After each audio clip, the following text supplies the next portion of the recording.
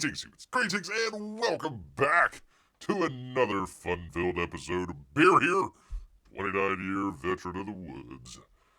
That's where bears live, people, and don't you know that 7 out of 8 TikTok women would agree they'd rather see a bear in the woods than a man in the woods as YouTube's #1 show. Can't find it anywhere else, people. #1 show by a bear. And also your emotional support animal, people. I'm here for you, people. I'm here for you. That's right, people. We are back yet again for another great show. Fingers crossed that the power stays on. It's been off and on raining all day, so fingers crossed here.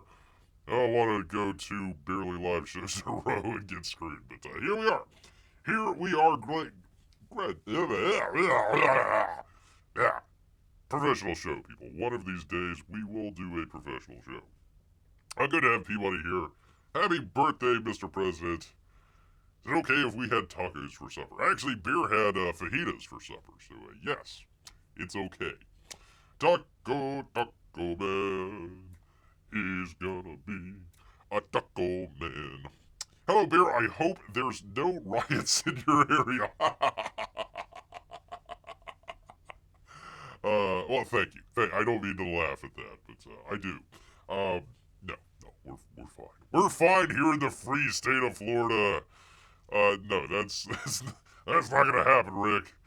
Not gonna happen. If it did, it was raining all day, so they got rained on their parade. Which actually, by the way, I do actually have. Let me see if I can bring it in here. 1 second here, people. Actually, I don't know if it's still going on or not. Let's check in.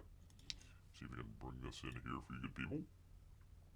Sing with the thing, let's do the thing. Hold on just 1 second, let's see if we can bring this in.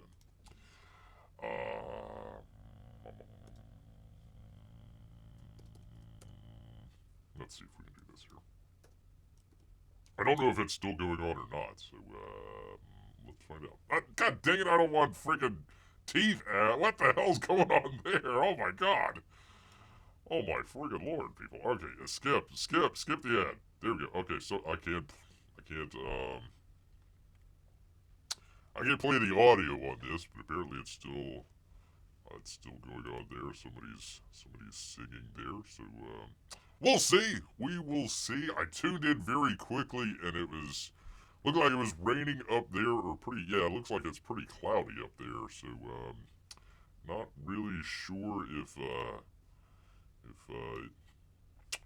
you could see a whole lot that was going on, but there you go, people. There's your parade out here.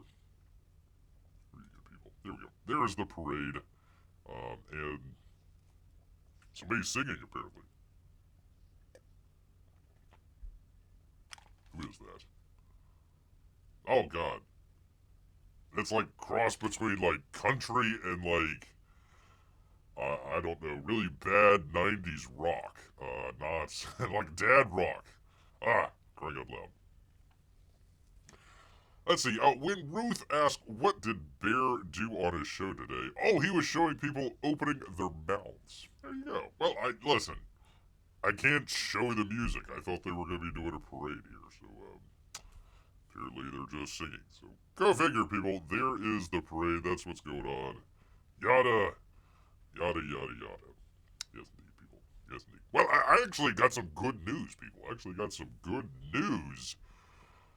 Bear actually has a job now. Holy cow. I got contacted just the other day. Poor fella kind of lost his job, so I was able to find, and actually it's for a government contract too, people. So hopefully I get some of that government cheese, all that good stuff. I'm going to try and become the brand new goat wrangler for the Islamic Republic of Iran, people. That's right. I get to, hang out with the goats, do some stuff with the goats out there. So hopefully, Bear, a nice little cushy job, nice little villa over there in somewhere in Iran somewhere. I'm sure it'll be great. I'm sure it will be absolutely terrific as the brand new head goat wrangler for the Islamic Republic of Iran. What? What was that? Yeah, I know the other guy lost his job. How did he? He died. Oh. Well, sorry for him and his family up there. It is my agent, the squirrel out here, that's talking to me. So hold on. That's right. No, okay. It's gonna be fine as long as they pay Bear. Well, did they meet my demands? Did they meet my demands? That's right, salmon. Yes, plenty of salmon. Daily. Yes, daily. It's gonna be what? It's gonna be lab-grown salmon? There's such a thing? I don't know about that, man. We might have to renege on our contract there. There's some funny stuff going on there. Yeah, I'm not too sure about that. Not too sure about that, people. Not too. Squirrel needs to do better PR for you, Bear. Yeah, you probably should. Probably should. Come on, man. Let's. I think we could do better than that. Maybe get a nice raise. What does the goat wrangler for Iran do? They do what? No, come on. They do that? In the keister? No, oh God, no. No. Listen, whoever you had, call them back, tell them, well, let's reconsider this. Let's reconsider this, people. Gotta reconsider. He's what? The general that you talked to is now dead? Oh, okay. Do I still have to go in on Monday? Alright, if you don't say anything, I won't. He doesn't say anything, I won't. So, alright, well, apparently I have decided to pass on the head goat wrangler for the Islamic Republic of Iran, people. So, I will be back here. We'll be back here on Monday instead of flying out there. So, I've heard that there's some interesting stuff happening over there. Haven't really been following. Really looking forward to the head goat wrangler, but apparently there's some funny stuff going on with what they're doing with the goats, people. There'd be a lot of salmon as compensation for that job. It was apparently lab-grown salmon, people. Lab-grown. Have you ever heard of such a thing? People. Alright, they are continuing to sing. This is, who is this? Where are my glasses at? Right Side Broadcast. So, you want to go check it out? There is that. I will leave the link here if you want to go check it out yourselves. There you go. Let Bear know if Trump starts talking. I'll cut back to it. Oh, careful about the lightning. Oh, I thought that was actually going on. You probably shouldn't have lightning on your television screen when it looks like it's about to pour down rain behind you. Probably not a good idea with that. Not a good idea at all, people. Alright, well, let me, if I may, transition from this to comic books. Let's go, people. Let's go. As always, we try to tell people, go check out Titan Mouse of Might, Miasma, Volume 3 from Gary Shipman. Over at the Indiegogo, link is down in the description. There's all sorts of links down in Bear's description. All you gotta do is click on it and go down there and find it, people. Sorry, Bear, on my other screen, I'm watching a certain hockey game. Well, any thoughts on tonight's game, P-Money? Are we rooting for the Oilers? You think the Oilers are gonna win, or you think the Panthers are gonna win? We'll put in our bets now, people. I don't know. It could go either way, honestly. Well, let's ask this. Will it go into an overtime? That might be the other question. There you go, people. Alright, gosh dang it, people. Alright, go also check out Cyberfrog. Number 3, Red Extermination. 826,100 and set. Why do I still have... Hold on 1 second here, people. I still have... Hold on. They are still playing in Bear's ear here. Hold on 1 second. I'm getting really terrible country/90s rock music in Bear's ear. I didn't need that. Alright, there we go. Go check out, what's his face, who's his name? EVS, Cyberfrog, number 3, Red Extermination, people. Link is down in the description. Go check it out. And also, we have, for one, Shane Davis, people. apparently there's also other stuff going on. Also, a Annatomic, what do you call this? A, launch. I guess they're launching. They're launching their Annatomic, people. Anybody says, I want to say Edmonton since it's 2-2, but when the Oilers lose a game 3-6-1, I'm accepting they might not win. No, I'm just talking about tonight's game. I'm not talking about the series. Just put in your thoughts for tonight's game. Let's see how close you come. Honestly, a coin flip. Update from 9 Lives Comics, people. Hello there, 9 Lives Comics fans. Annatomic, welcome to the arena. Launches today, earlier today, and the awesome. Would you believe, people? Would you believe that they actually found Dale Keown, and he's doing a cover for them? And there it is, right there. So nice job, good job, Dale. He literally does the covers for everybody. He's like the Eric Weathers of covers. Sign up for the Annatomic pre-launch now. You can't because they've already launched it. You get to score an exclusive lenticular card, amongst other items. I'm not going to go through it because that's already done with. There'll also be an extremely limited Virgin variant cover for 24 hours. So if you want to go check out this lovely cover here, you got less than 24 hours, people. By my math, you've got, well, a little over 12 hours. A little over 12. So there's only 300 left. Well, 300 total. I don't know how many are left. So go out and get on it. Am I supposed to be attracted to the, monster? I like to be like, wow, that monster's got a great butt. Holy cow, look at that. Look at that tuchus on that giant kaiju out there. I don't know, I have funny feelings, people. I'm not so sure that's the way you're supposed to do it. We're plunging headfirst into the grimy, neon-drenched depths of the city that forged Inglorious Rex. I would have loved to see that for the second book. Why we got this book? About a lady that we don't really know her. Listen, I'm going to be honest with you. I don't really care.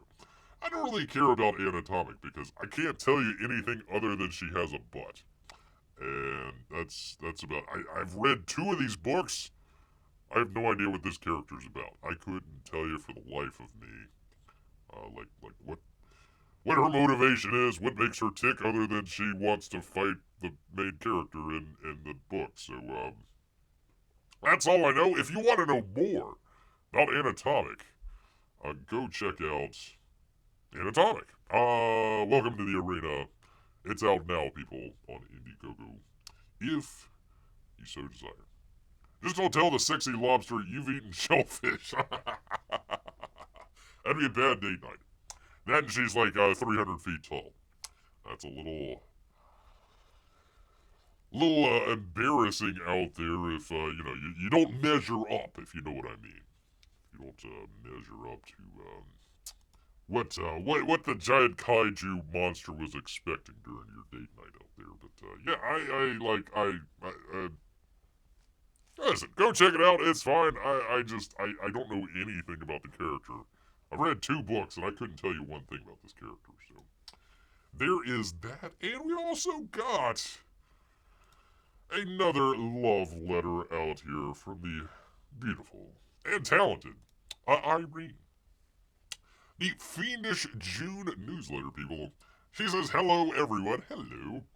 Boy, did the past month just fly by. I know, I thought it was, gonna be April for the longest time. Then May came around, and all of a sudden it's June. I'm like, what the heck? What's going on here, man? I need to go back to hibernation. That's where Bear finally had some time to himself.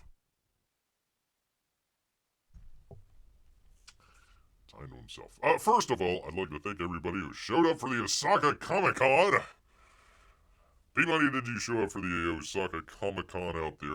I just missed it. I missed it by that much.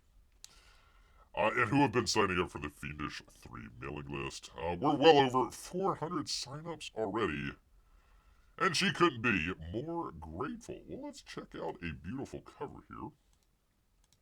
There we go. Looking pretty good. Looking pretty. Listen. I'm gonna be honest here. I think obviously, but I think Irene draws the ladies a little bit better than Shane Davis. She's got more purpose in here. Like, okay, we know that she's fighting, bad arse lady and everything, but like, sexuality doesn't come up to the forefront. It's just like, oh, okay, here's this cool chick battling, I don't know, some sort of, I have no idea what this is. Some sort of, let's just say monster of some kind. I have no idea what kind of monster it could be. The bad news is, it's looking like they're going to have to push the launch back to July, people. All the travel she's been doing has thrown quite a wrench into the work plans. They don't want to launch a campaign that isn't the absolute best it could be. But work is still progressing, people, and they've got a lot of art to show. One of my checklists is... She's got many checklists, people. For Fiendish 3 is to have 15-page preview completely colored and lettered, and Nick Zamondo has been working hard on the color pages that I've handed him so far. They've got 12 pages inked and colored, so now it's time for her to finish inking those last 3 pages and hand them off to old Nick. But here is a sneak peek at what you can expect here. So, nice. Okay, there we go. I think this is probably a 2-page. Very cool. I like it. Although maybe that middle panel there might get kind of cut in half with the page there if you're opening it up. It's not bad. Probably on digital it looks just fine. Let's see. Yes, the Osaka Comic-Con is a major attraction in the prairies of Canada. Yeah, probably was that close to getting there himself. So, I don't know about the colors on this. Something seems it's just slightly off with the colors. I think the colors are fine. I like that transition. I think the transition there is pretty cool. I guess where it's going into his, like a past. I assume it's kind of like a flashback of some kind. So he's there. Is he eating a frog? Hold on. Is he eating a frog? Let me zoom in on that. Is that a frog in his mouth? Oh wow, Irene, that is a sick burn, young lady. That's a sick burn to put your main character eating a frog, but okay. Alright, well, there we go. There we go. And if you want, people, go check out Heroes Con.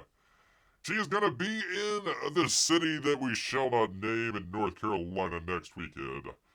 If you fancy picking up some original art, you'd like a copy of the brand spanking new Fiendish Japanese volumes, who doesn't?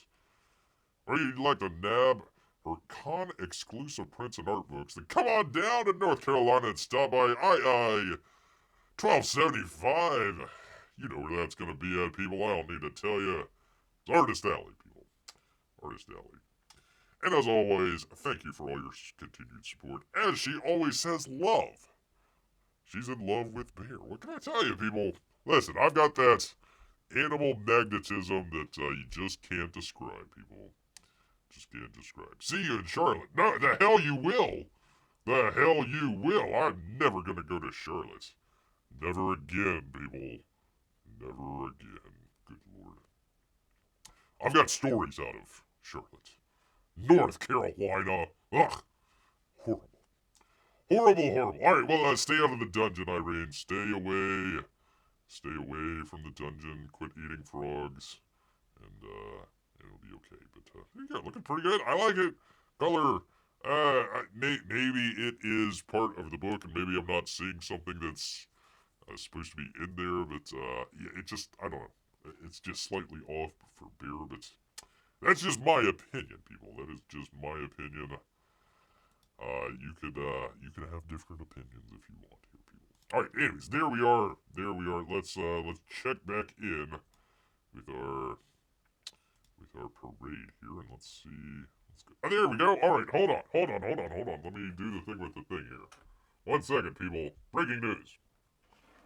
Breaking news. I don't want to step over any toes here. Let me do the thing with the thing. let's see here. Let's bring this up. Let's see if it works. Why can't I hear anything?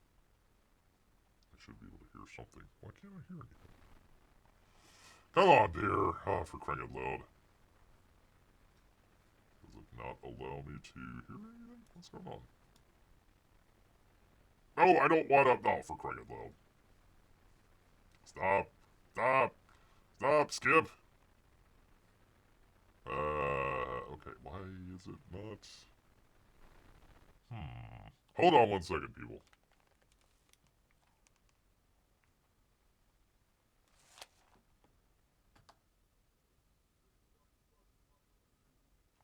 Fight, fight, fight, and win, win, win. Alright. Woo! Oh, because I don't have the right freaking headphones on. Alright, here we go. Let's see if it works now. That would help here. No! Gosh dang it. What's going on here? Oh, there it is. It's really low. Anthony Wayne asked by George Washington There we go. to lead a daring midnight raid up the cliffs of Stony Point with unloaded muskets and only their bayonets to fight the redcoats. Mad Dirty Anthony redcoats. replied, "Issue the order, sir, and I will storm into hell for you." Hey, Amy. Then there was the Civil War general, John Corse, shot in the face. In the face. He fired off a message to his commander. "I am short a cheekbone and one ear, but I am able to whip the hell out of all of them." He stayed on the front lines, it seemed forever. In World War II, there was the great Creighton Abrams, besieged on all sides by the Nazis at the Battle of the Bulge. He boldly proclaimed, "They've got us surrounded again, the poor bastards." This is the fighting spirit and unyielding force of the U.S. Army. It has never changed, and it will never, ever change, because there is no earthly force more powerful than the brave heart of a U.S. infantryman or an Army Ranger, paratrooper, or Green Beret. They are the best. They are the finest. From Bunker Hill to San Juan Hill, from Gettysburg to Guadalcanal, from Yorktown to Shiloh, and from the trenches of the Argonne to the mountains of Afghanistan, the Army has forged a legacy of unmatched courage, untold sacrifice, and unequaled and undying glory. Our soldiers have poured out their blood by the bucketful on Missionary Ridge and Heartbreak Ridge, on the sands of Sicily, Normandy, and the Philippines, and on the dusty streets of Da Nang, Baghdad, and Fallujah. Thanks to their extraordinary service and devotion, 250 years later, America stands tall, America stands proud, and America stands free. We're the hottest country in the world right now. And our country will soon be greater and stronger than ever before. Down through history, we've been blessed beyond words by this valiant legion of Army warriors and patriots, heroes and legends. And tonight we affirm with unwavering certainty that in the years ahead and in every generation hence, whenever duty calls and whatever danger comes, the American soldier will be there.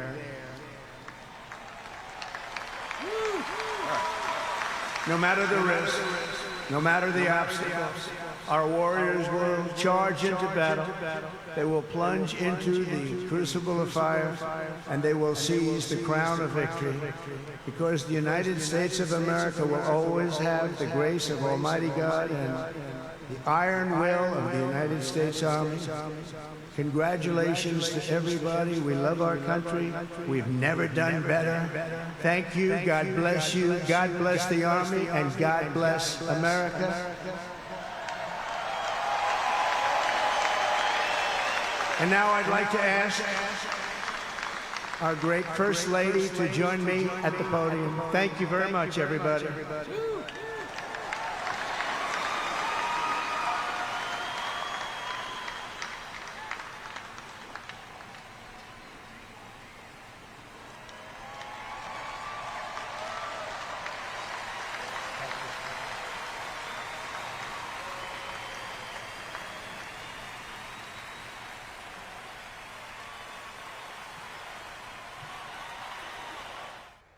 Well, there we go. A little bit of fun there. Oh, is she gonna talk? No, they're just gonna give him a, I don't know, a handshake, a flag, a salute, something. Not really sure. All right. Anyways, there we go. I thought we were gonna see more tanks go by, but there we are. There we go. All right. Do we want to see more? Or are we good here? Holy cow! There is thunder going on with old Bear here. Thanks for the flag. Oh wait, no, he didn't give him the flag. Like, here, I got this flag for you, but I'm gonna keep it. Oh, well, there goes that. All right, well. No, we're not gonna make a commercial for Lockheed Martin, for crying out loud. Anyways, there is that. Let me hold on just 1 second. Let me make sure that everything works. All right. They are presenting Trump with a flag. Well, they givey and they taketh e away. They's like, psych! Haha! Look, we got this flag for you, but it's raining, so we can't unfurl it, or I don't know, something along those lines, man. Something along those lines. So, anyways, there are a little bit of Trump stuff. If you want to check that, let me just hold on. Let me just double check, make sure they're done here. Oh God, they're singing. Is that Lee Greenwood?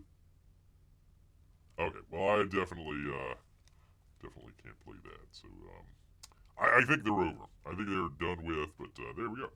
There's a nice little bear that could have been out there for you. I guess they didn't want me there since I had taken that job as the head goat wrangler for the Islamic Republic of Iran, and that probably soured that, people. Maybe next year. Maybe next year. Here you go, Mr. President. Look at this flag. Yoink. Yoink. All right, people. Well, I've got, good Lord, people, I've got so much stuff here. I got so much stuff you wouldn't believe. You wouldn't believe because, oh, God dang it, because I didn't even bring it in. All right, thing. There we go. There we are, people. There we are. So, brand new weekend, a brand new #1 at the box office, people. That's How to Train Your Dragon. Like, wait a minute, didn't that come out a couple years ago? Well, apparently they're doing the thing where they make the animated movie that comes out as a live action. Or if it came out as a live action, they're making it animated. Whatever the case may be, $82 million opening weekend for How You Train Your Dragon. Materialists coming in pretty close for the biggest opening for A24. Ooh, like $5 million. Who cares? There you go. Let's check it out. How to Train Your Dragon, $87 million. Lilo and Stitch, still hanging in there after 4 weeks. Materialists, apparently it's a chick flick. So ladies, if you want to go check it out, go right ahead. Beer recommends Mission Impossible 4. It's starting to roll off here. Still, $165 million. Ballerina, not doing that great. Whenever you see the 60 to 70% roll off from the opening weekend to the second weekend, it means a lot of people have either seen it and don't want to go back and see it, or don't want to tell people to go see it, or people are just kind of staying away because they don't think it's going to be all that great. So, Ballerina, the John Wick movie. Karate Kid, #6. Final Destination did really well. $130 million for Final Destination. Pretty good. Venetian Scheme. Yeah, it's a scheme, alright. Life of Chuck. We're hearing that numbers aren't that vibrant in this expansion of the Mike Flanagan. Oh, okay. So, you've heard of, we're going to get into this in just a second. The Clay Face, they're coming out with DC. That was written by Mike Flanagan. He didn't direct it.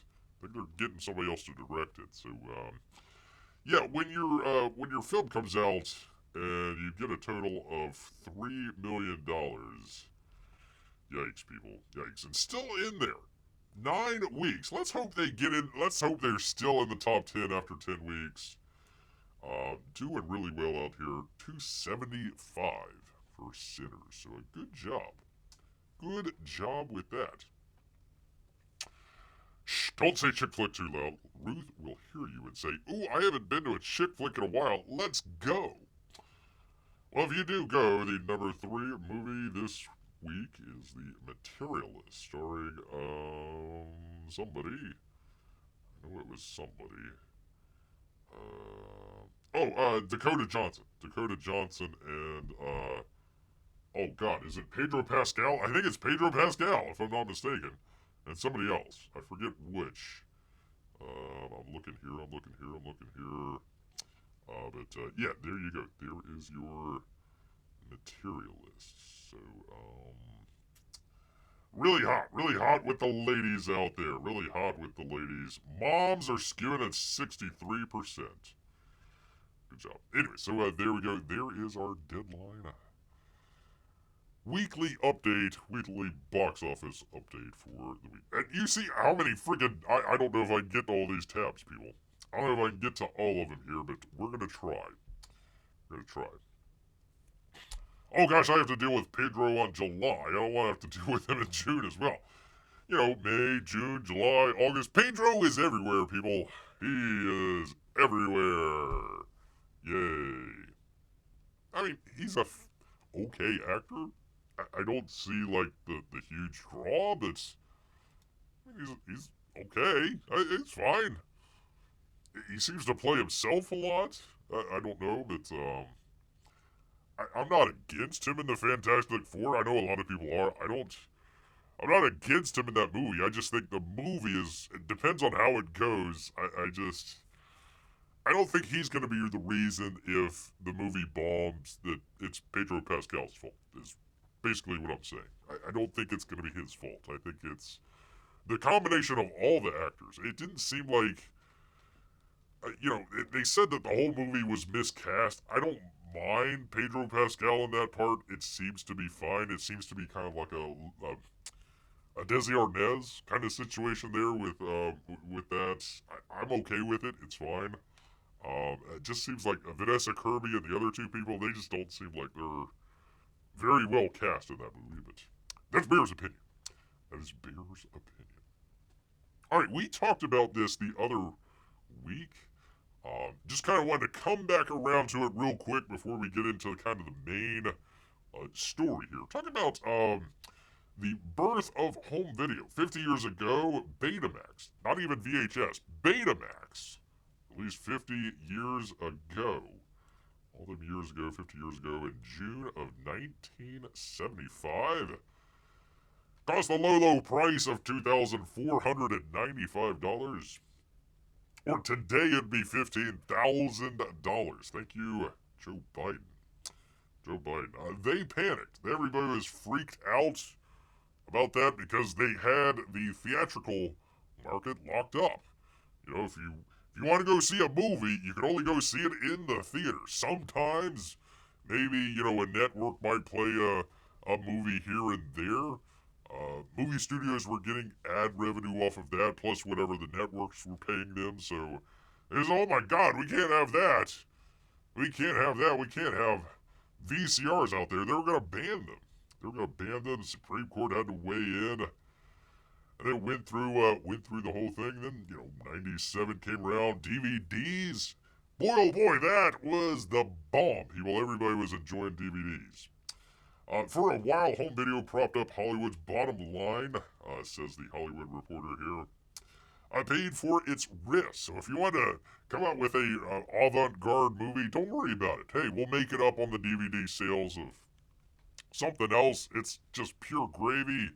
We can spend it on art house films and cocaine. That's what they did. I think DVD was a huge part of our revenue stream, said Matt Damon. Okay. When they went away, they changed the type of movies that they could make. So that's where we are. And then what happened is they went all to streaming.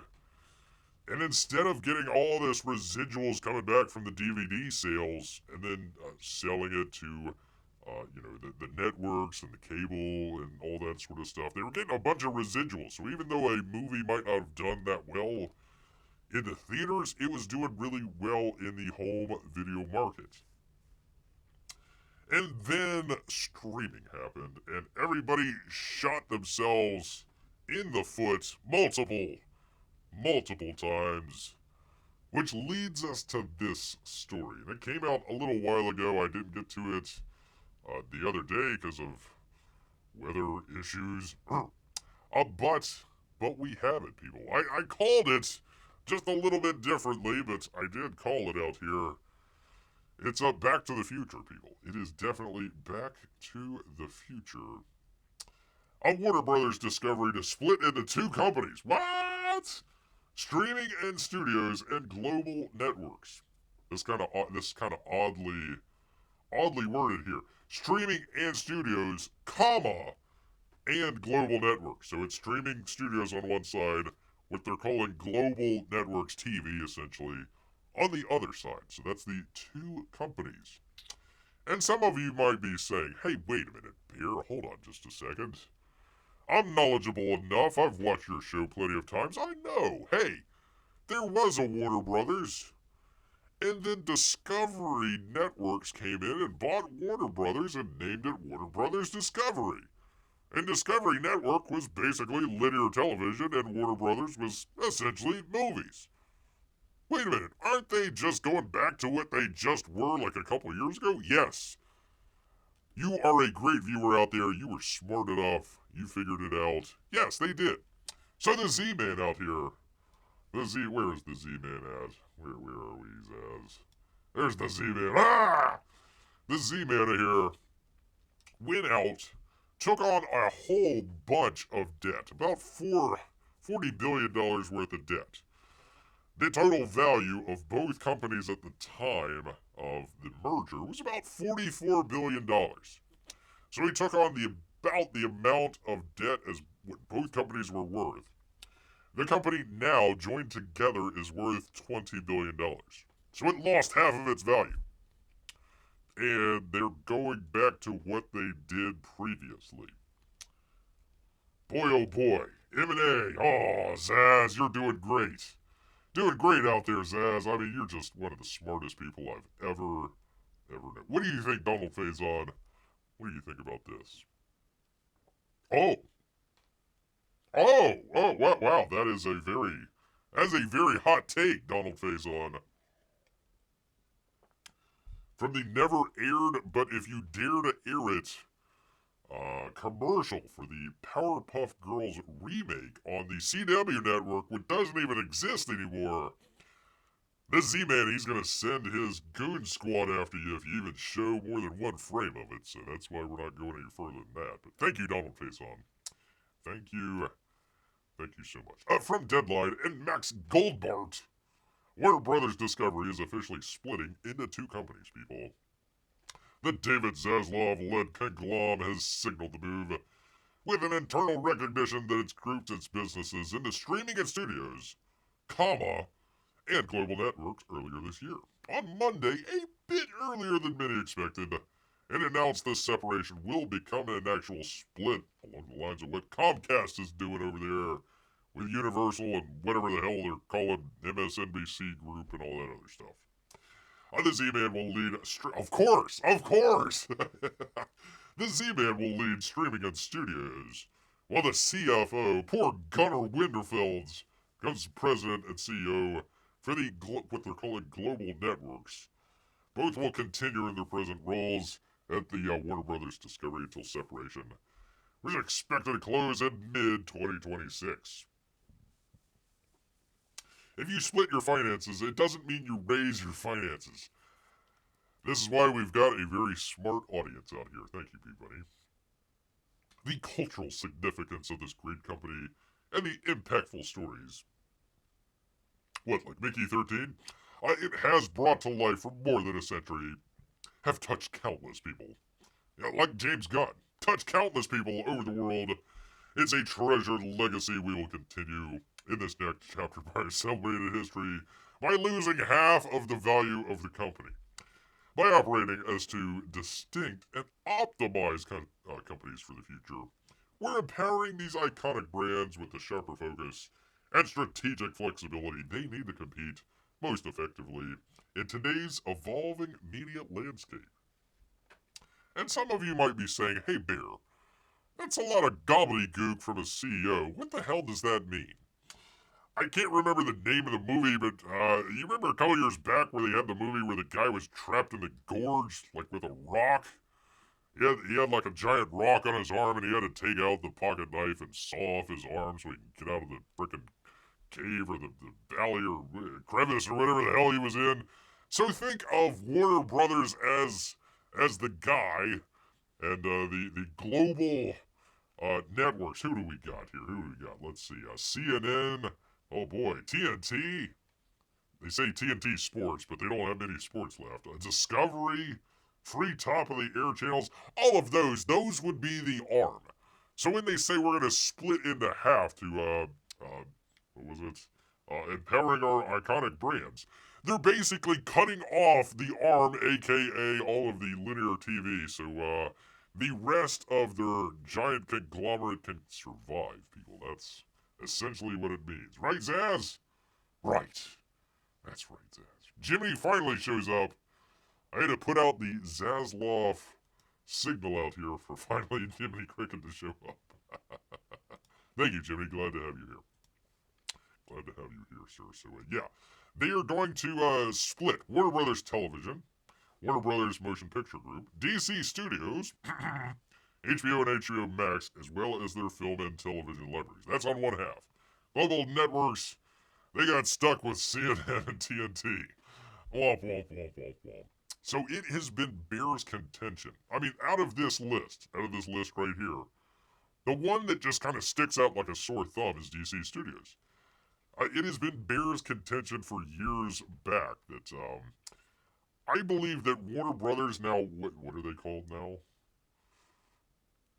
Streaming and Studios, Warner Brothers, they're going to sell off, in Bear's opinion, DC Studios here. I'm wondering if that was going to happen before Superman, but we find out. People, we find out. Holy cow, people.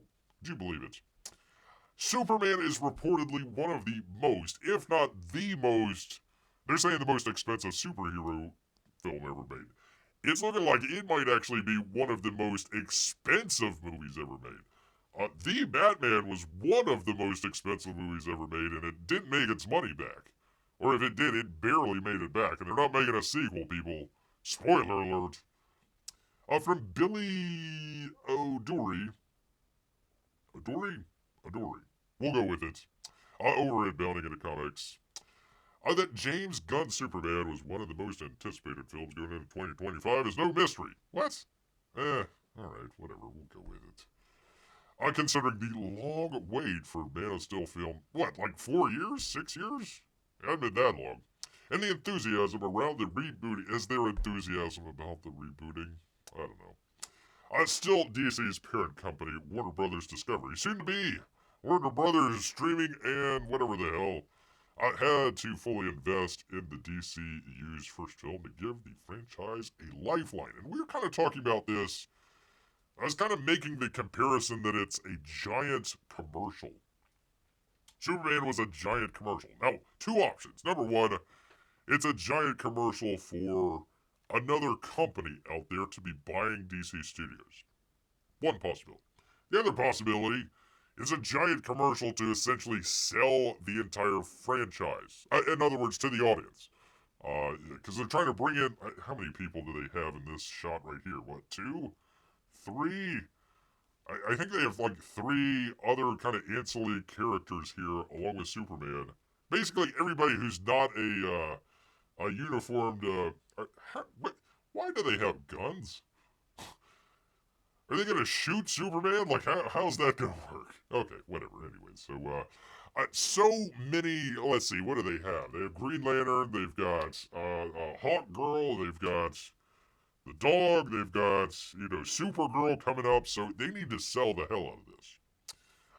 However, tongues are now wagging after a tax rebate and incentives filed by the production team reveal the gross cost of the film. I'd say it's pretty gross, coming to equally astronomical marketing cost projections. Now, we had this before. We had it before, and it was from, if Bill remembers correctly, the UK. They had some tax filings in the UK, and it was according to their numbers, it was like around $350 million. According to this one out of Ohio, $363 million. Now that's just the budget, apparently, for the film. That's just the budget. And it's not all going to Rachel Bosman either. Old horseface. Studios and directors, however, like to keep production costs at a minimum. Sure, Jan. Sure. James Gunn, therefore, didn't delay in coming out to condemn the leak, even suggesting that the film filing could have been faked. Gunn in the DC studios instead quoted the budget to be on $225. That doesn't sound right. $130 million less than the amount stated in the tax filing. Hollywood Reporter, however, has dismissed Gunn's claims, insisting that the $368 million figure is in fact accurate. Net cost of the film will obviously go down slightly after the production receives various incentives and tax rebates. Also, a lot of promotional material as well. We went through that a while back. Like Keebler was coming out with Superman stuff, so they're going to get a little, it's not always the hard and fast numbers. There's a reason they call it Hollywood accounting out here, but let's just call it 350. Let's just make an even 350 figure out here. Post-production included the actual cost. Superman will likely be even higher than the stated figures. They're saying after a long editing process and reshoots. I don't know, maybe not. But it's going to be hitting a couple of different big tentpole figures. First, Jurassic World Rebirth coming out a week earlier. We'll see how that does. I'm kind of pulling for Colin Trevorrow. He's pretty good, especially with scale. So having giant dinosaurs with Scarlett Johansson, pretty good. Fantastic Four, a week after? 2 weeks after. Competition is going to be fierce. According to THR's source, DC's global marketing budget for Superman is $200 million. Holy crap. Avengers Endgame is the most popular counterpart that cost a similar amount, which means DC employed a similarly aggressive marketing strategy. Maybe, but they had the benefit of every one of the previous Marvel films leading up to Endgame, so that's a whole lot more that they're not taking into account. Superman doesn't have that. They could therefore have a combined budget of $500 to $600 million. Let's take the low end, $500 million. Man, $500 million for a Superman film.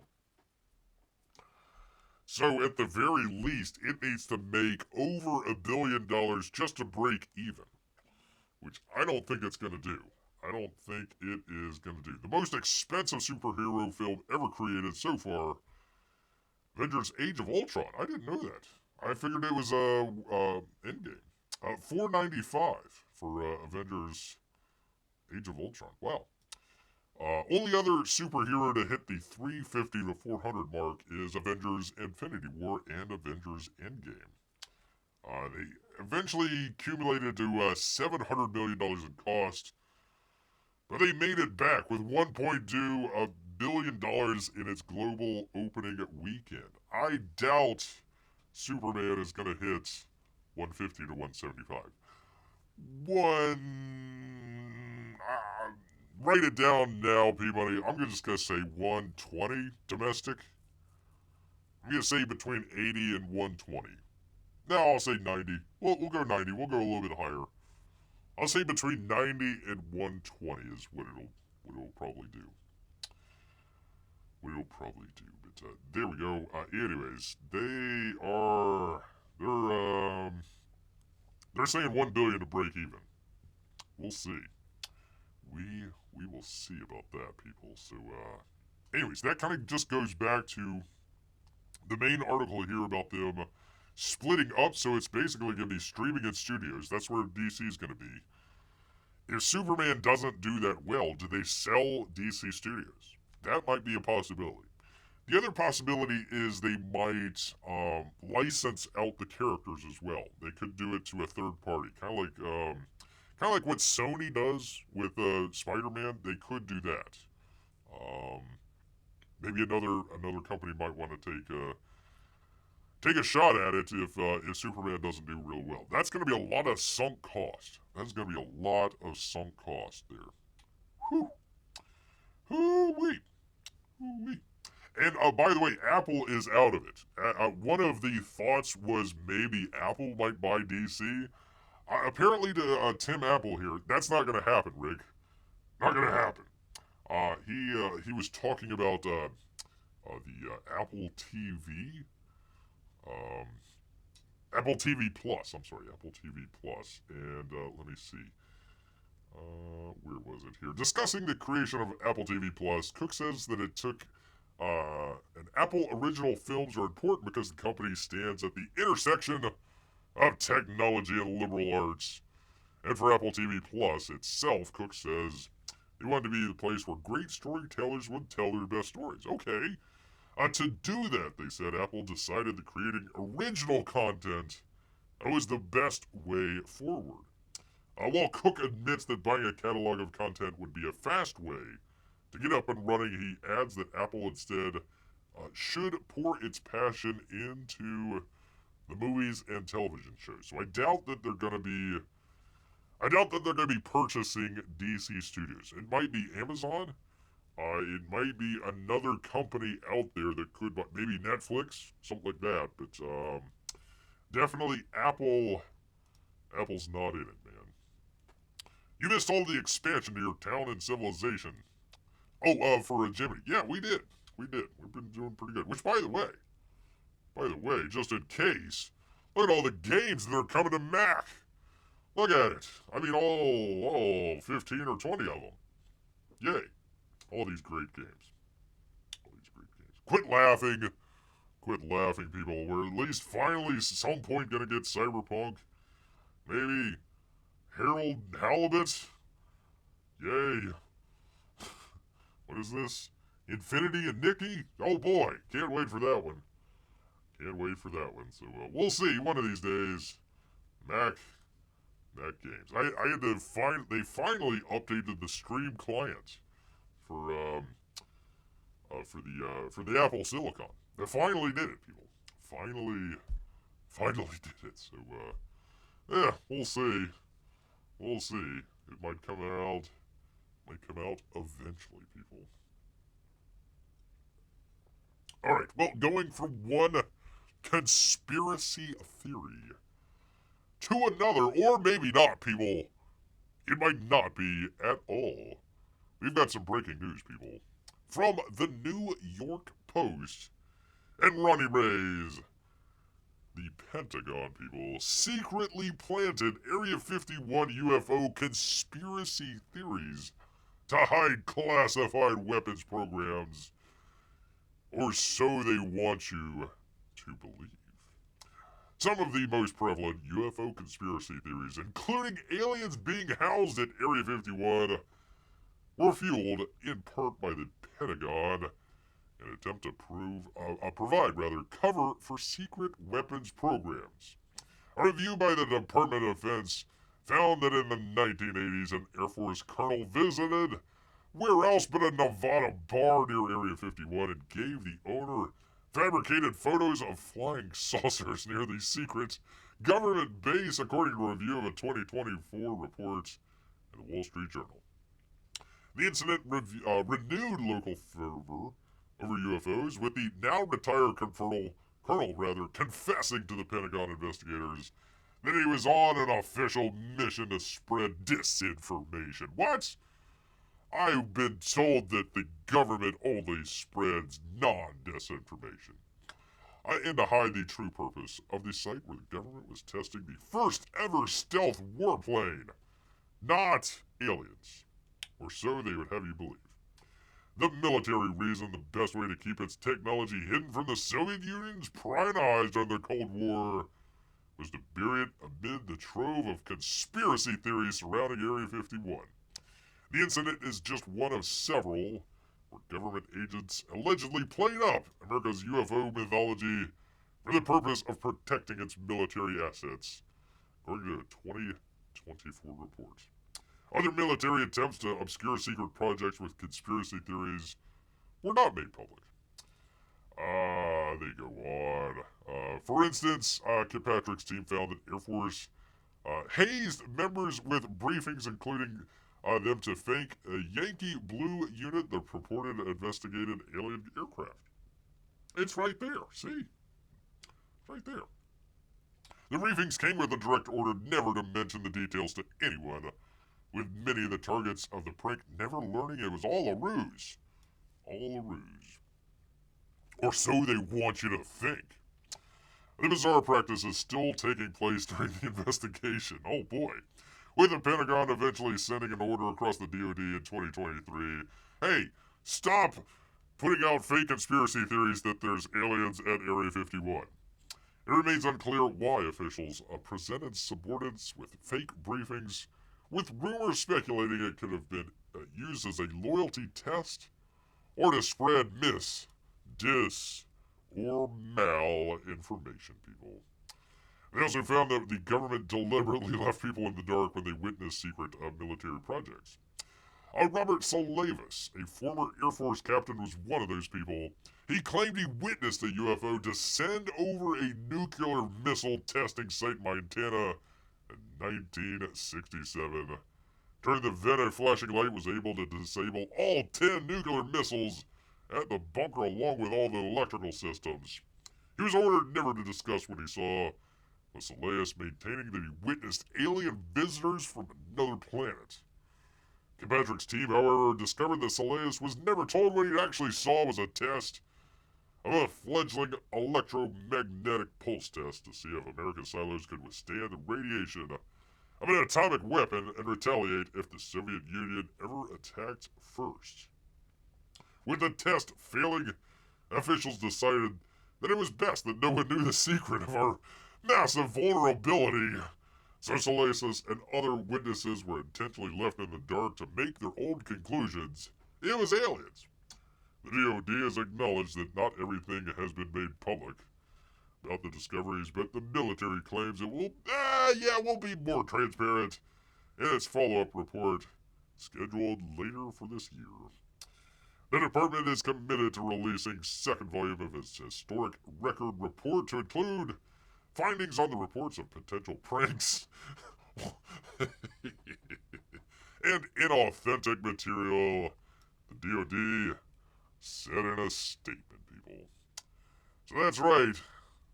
Sometimes the conspiracy theories are just that. Conspiracies meant to hide an even bigger secret. Or so they tell us. I do find it interesting after all these years, somebody who is retired after working at Area 51 hasn't secretly written a book because they would be shot dead, P-Money. Okay, let's figure out how this is going to work, okay? Okay, let's say old Bear worked at Area 51 and he's got his retirement. He's got to go be the head goat wrangler over there at the Iranian project over there. And before he goes, he wants to write a book about all that he saw over at Area 51, including all those aliens. So, alright, I write everything down. Let's just say I put it on a typewriter. It's not even on a computer. Do it on the typewriter, type it all up and everything. I know you're all picturing in your head a Bear at a typewriter right now. Bear's at the typewriter, writ everything up. Okay, I'm gonna go take it to a publishing house. It's all controlled by the CIA anyway, so, as soon as the CIA finds out, there's gonna be knock on the old cave door. Hi, Bear. We see you're trying to write a book. Oh, yeah, that's right. Hey, look over there. Huh? Pop, pop. Yeah, there goes that. There goes that. It ain't happening. Ain't happening, man. Why is Alien? Why is? That's a good question, maybe. I guess because they figured that saying that the aliens were at Area 51 was a whole lot better than saying, hey, we've got a whole bunch of secret aircraft over there that you don't really need to know about. Probably that.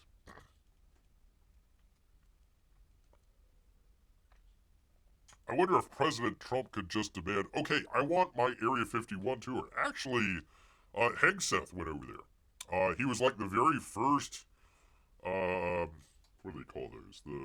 The Secretary of Defense. He's the very first Secretary of Defense to go to Area 51. So they did a little tour. I don't know if he saw any aliens. Hasn't really said. I wish somebody would ask him that question. But yeah, he like relatively recently. I want to say within like the past 2 weeks, maybe 3 at the very most. Wonder if President Trump would just demand, I want my Area 51 tour. If I become the president, it would be the first thing I demanded. First thing I demanded would be a massage and a Pepsi, says Jiminy. Not necessarily in that order. Hey-oh. Hey-oh. Hey-oh. Well, listen, people, there might not be aliens at Area 51, but there could be a giant city underneath the pyramids, according to science. Look, it's right there. Right there. Can you see the city underneath the pyramids? Would I lie to you? There's a city underneath the pyramids, people. Right there. So it's just buried a little bit below ground there. You gotta go around the twisty, twirly staircase there to go all the way down to the city right below the pyramids. Right below those pyramids there, people. So there you go. I don't know. I'm going to read the article. But there is possibly, maybe, probably not a city underneath Egypt's pyramids, people. Well, if you thought that was crazy, hold my beer. Oh, crap. Am I still on? Am I still here? Hold on. Test. Test. I was talking about aliens and they cut my power. Alright, we're here. We're still here, people. We are still here. A little hiccup on the old power. But I did not lose my place, people. I did not lose my place. I said hold my beer because there's some craziness going on, people. There's some definite craziness in New York City, people. From the New York Post and Kathleen Donlevy, people. There is the first ever pigeon impersonation pageant in New York City. She's got beauty. She's got grace. She's got feathers on her face, people. Paid by the puns, people. Paid by the puns. East Village artist Miriam Abrahams is one of several acts competing for the crown at the inaugural Pigeon Impersonation Pageant on the High Line, an event aimed at renovating love for the city's squabs amid a shocking surge of hate and crime against them. Are we sure they're not the illegal aliens eating them? The 34-year-old had plenty of practice cooing along in her beloved papier-mâché pigeon costume. But today, Saturday, will mark the first time she's going to take to the stage dressed as one of the iconic city birds. Look at there, people. They're like the underdogs. They're brilliant and intelligent animals, she said.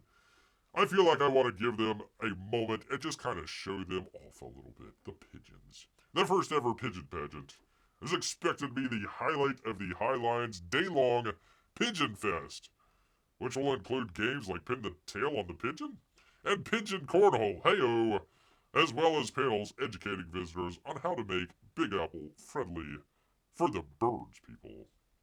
What about the bears? Each act, which some include multiple contestants, will have 2 minutes to coo, squawk, and waddle in front of the crowd, Project Runway style. The lucky ducks who make it to the second round will have to soar to new heights, people, for their chance at the title by either dancing, lip-syncing, or some other form of creative storytelling, even if it means it's taking their pigeon impersonations to fantastical levels. Several awards will be giving out to the contestants, but only one will be crowned the first ever top pigeon in New York City. The pageant is also very serious. Each contender was plucked for the event after submitting an audition. Wow. Abrams is confident, however, that she has the pageant in the bag. The England-born artist has slipped into Pigeon, a simply but aptly named persona, oh god, on numerous occasions over the years, and has perfected her bobbing. Yeah. Yeah.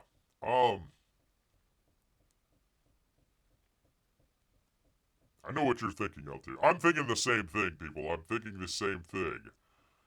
I'm thinking like, okay, I know she's crazy, but is she crazy in the sack, if you know what I mean? I mean, she dresses up like a pigeon. I'm just saying, people. I'm just saying. I'm just saying out here. Just saying out here. It becomes my New York City persona. Oh, when I put it on, I become Pigeon. And I take on those traits. They're so intelligent, silly, they're wonderful creatures. I explained to Abrahams, who'd crafts plenty of costumes and statues as a member of the Pussy Paws Puppetry Troupe. Okay, yeah, definitely crazy. You might not want to stick it in there. I will say. Yeah, she's nuts, yes. Yeah, probably. Probably. First time I've ever noticed a pigeon with boobs. Yeah, I was wondering if she might be crazy in the sack, but I'm agreeing with Jimmy out here.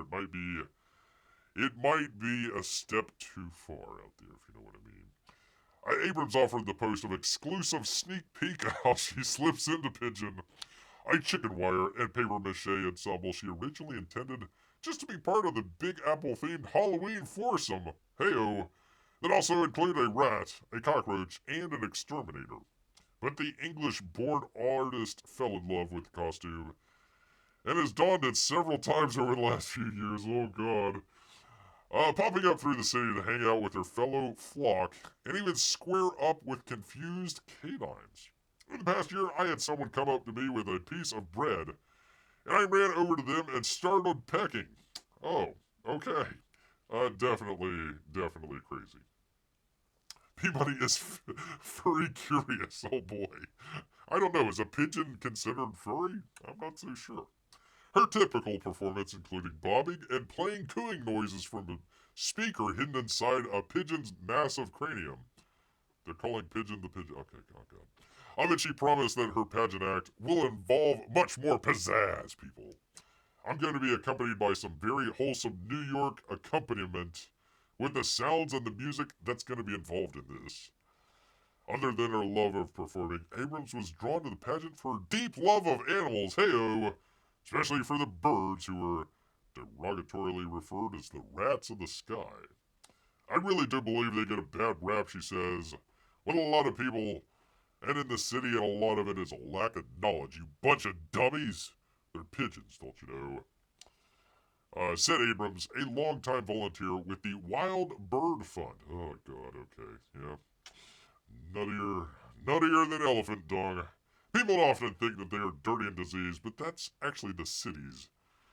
And they're built with trash and the stuff that they eat. That makes them so dirty. It's all your fault, people. That sentiment and a splash of the lookalike content that are sweeping the city is exactly what inspired the pageant and Pigeon Fest in the first place.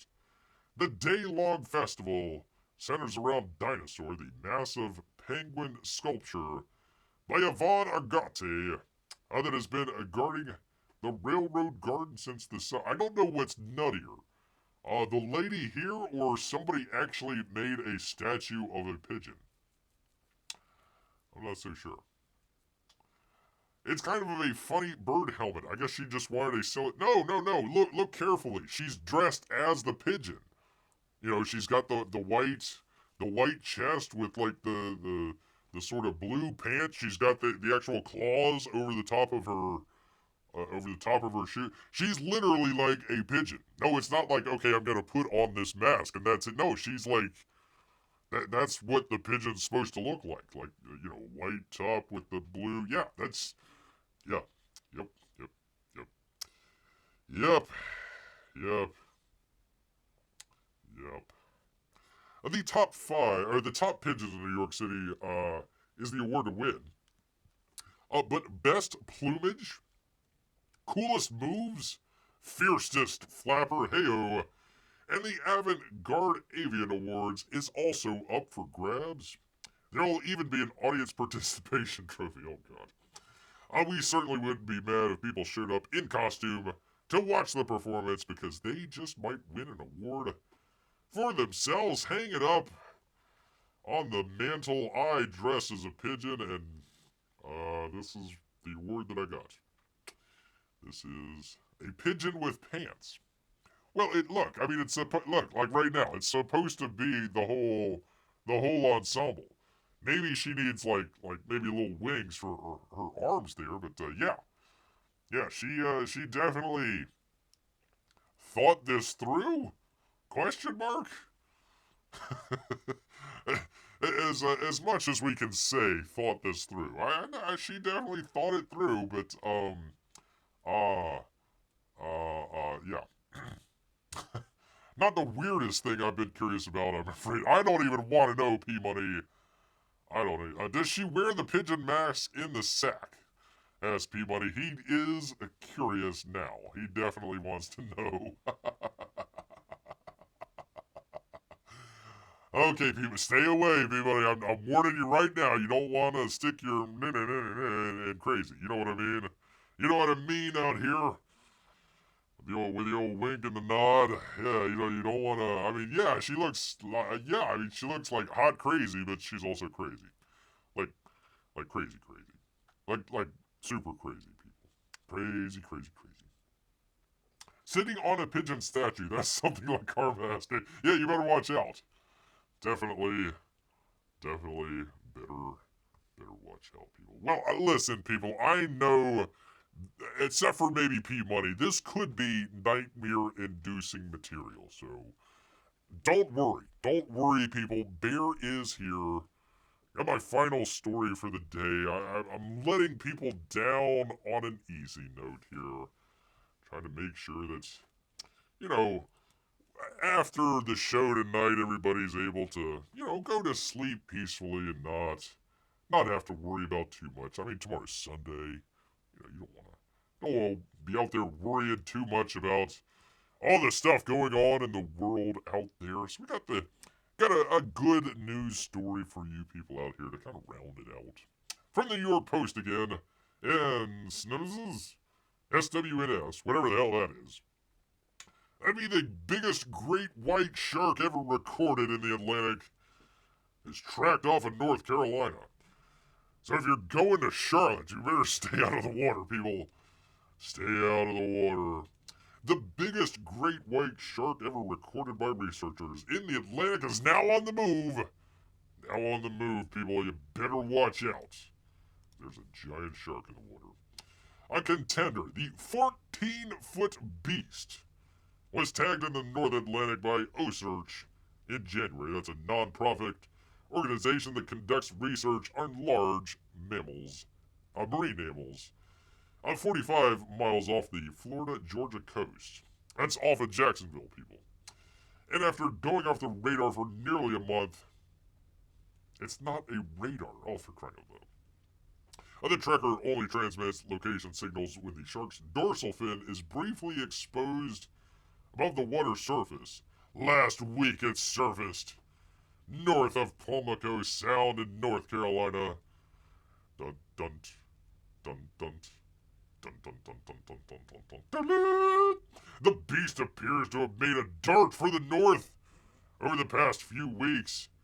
Measuring around 16,000 pounds, Contenda is estimated to be around 30 years old. This stopover is believed to be a critical feeding period, people, allowing him to build energy reserves for what may be a journey of 1,000 miles going around the Atlantic searching for food. Let's see. They say this time of the year, white sharks are starting their late spring, early summer migration, moving from the southern overwintering area to the summer-fall foraging areas in the northeast. So they're kind of like Yankees almost.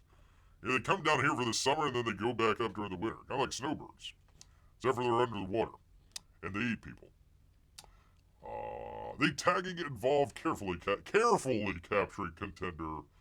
Look at the research vessel. We need a bigger boat. Collecting biological samples. Hey-oh. and attaching a spot satellite tag to his dorsal fin.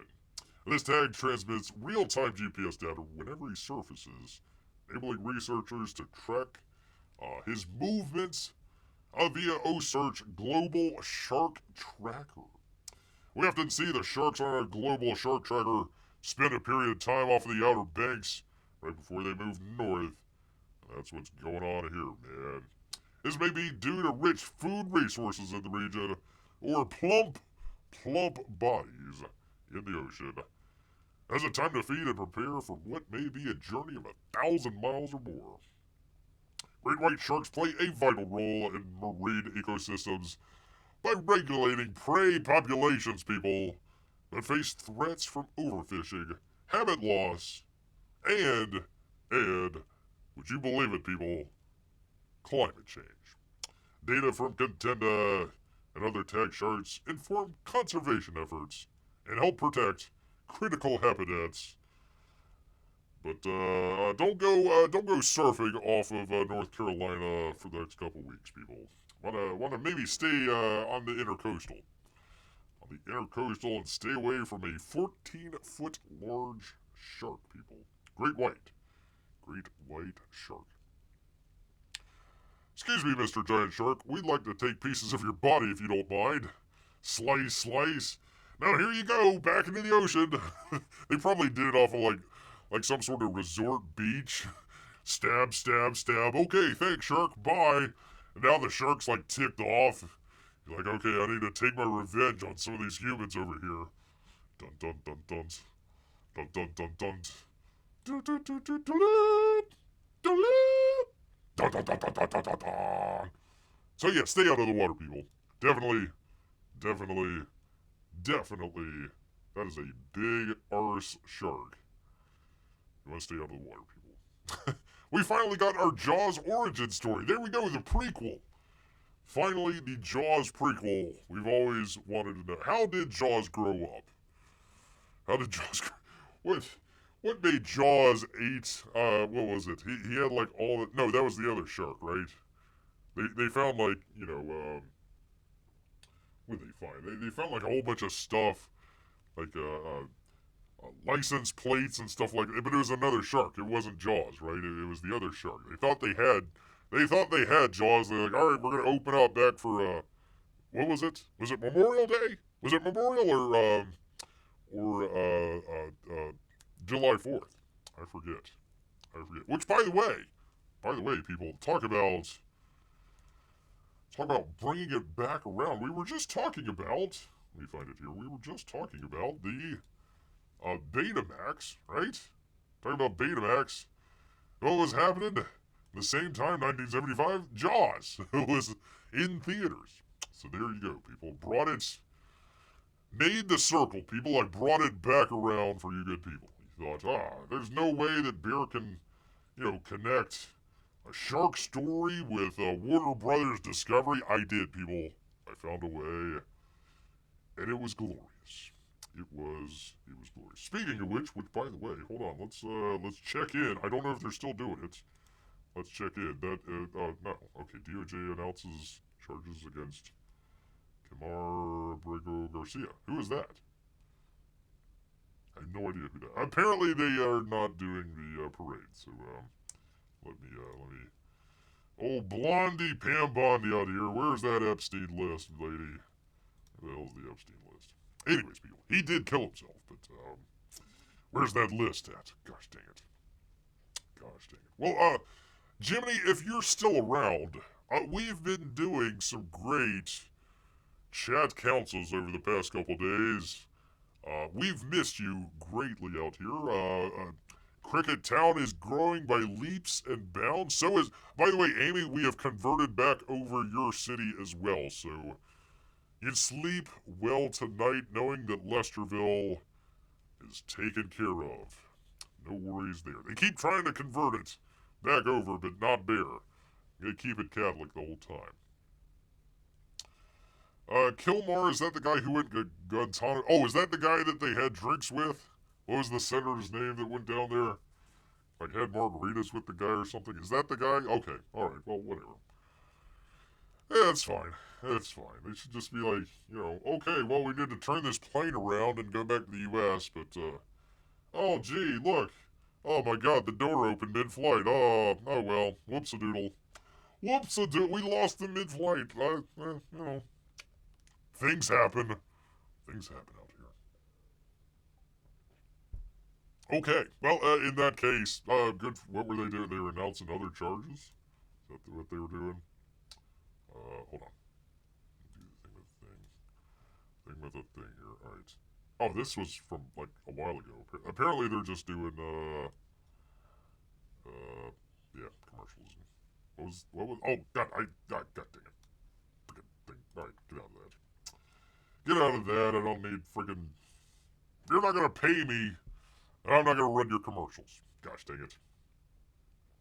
Anyways, so yeah, come on by, Jiminy, if you want to join us on the old chat council. We're gonna do that Monday and also Tuesday, and we're gonna be right back here on Wednesday. I know a number of you are waiting on the black and white review. I had a lot to get through today, so I didn't want to do the review today. Long story short, it's a good book. Go check it out.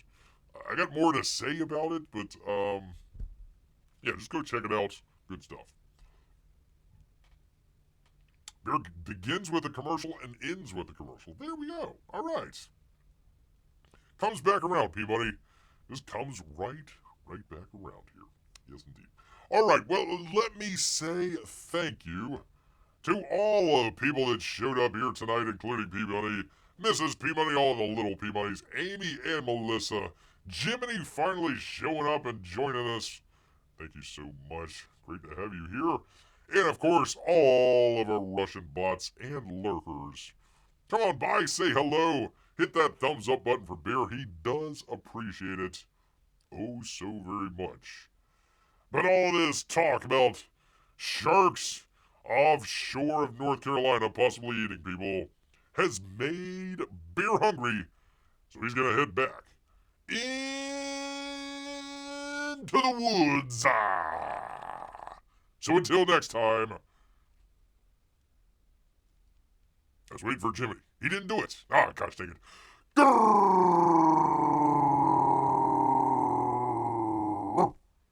Okay, night everyone.